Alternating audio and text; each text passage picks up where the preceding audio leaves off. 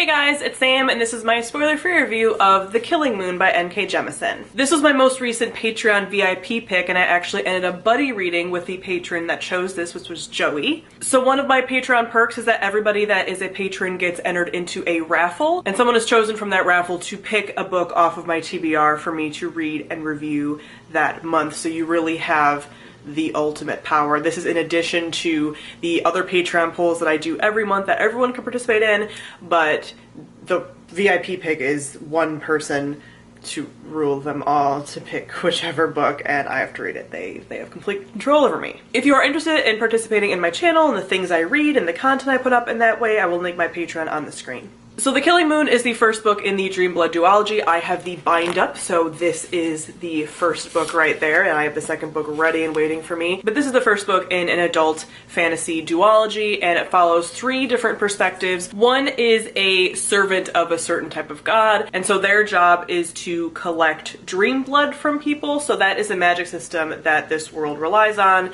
So dream blood and just dream things are kind of collected and used to heal people, used to give powers, things like that.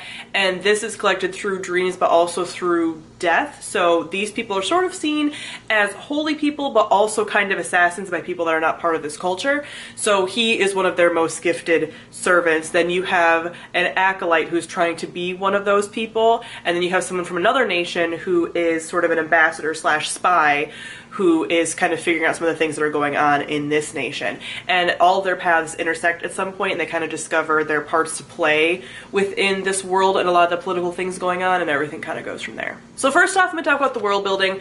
If you have read any other NK Jemisin, and I've only read the Broken Earth trilogy, which is kind of touted as her best and most recent trilogy as well, but NK Jemisin kind of dumps you into her world. So like, she doesn't really give a lot of backstory or anything. There's a lot of stuff you have to figure out as you go, and there's even a lot of questions at the end of her books. So as I mentioned, this magic is very rooted in dreams, and I found that really cool. So there's dream blood, dream ichor, things like that, but really this focuses most on dream blood.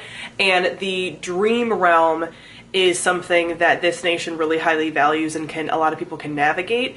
But the dream realm also kind of bleeds over into the realm of the dead and things like that. So some of these characters are tasked with making sure that people go into a peaceful dream into death, and that's really cool. You guys know how I feel about like death magic and, well, you know, and between life and death and things like that. Next, I'm going to talk about our characters. I found that I didn't love the characters until I got towards the end, and I kind of feel like that might have been true. That's not quite true. I sort of felt like I felt disconnected from the characters in Broken Earth, but I feel like I was connected to them much sooner than I was in this series. It wasn't until the very end that I really started to enjoy them, and I didn't really love them even at the very end. There are some themes now, having read two series by NK Jemisin. I mean, I haven't finished this one, but you know, now having been into her worlds that she likes to explore, and one of them is sort of teacher or mentor and mentee dynamics, and in here there is sort of like a questionable dynamic between the acolyte and the like full-blown servant kind of thing of this god. And it's like, do they have a familiar relationship? Do they have like, is the one in love with the other one? And I kind of feel like that same thing, sort of very complicated dynamic, takes place in Broken Earth. Not so much with love, but just very complicated. And something I like about NK Jemisin is she really does delve into those more complicated character dynamics and relationships. It's not very clean cut.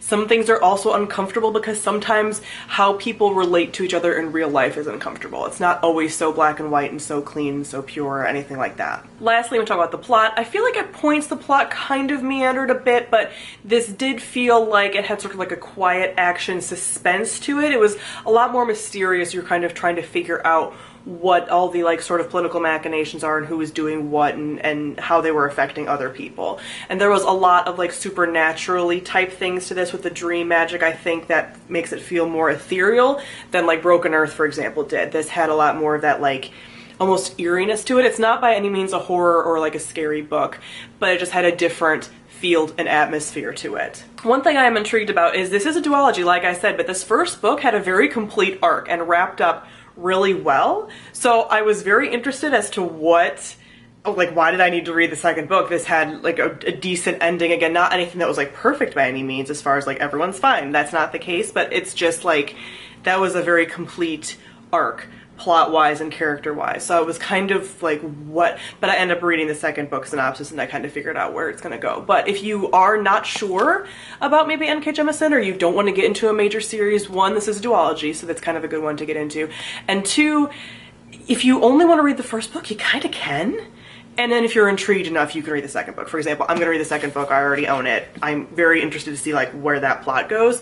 But if you sort of want to read a standalone, I feel like you could actually make this a standalone as well if you just wanted to try this one out and didn't end up liking it. But also don't want to feel compelled to read on because of a cliffhanger. You don't have this problem with this book. So I end up giving The Killing Moon 4 out of 5 stars. Enjoyable. I still really love NK Jemisin. This isn't for me quite as mind-blowing and wonderful as Broken Earth, but again, I didn't necessarily think it would be. I'm also really excited to go back even further and read the Inheritance trilogy as well. But I did really like a lot of things about this, and 4 out of 5 stars. So comment below, let me know what you thought of The Killing Moon. Thank you all for watching, and I'll see all of you guys soon. Bye.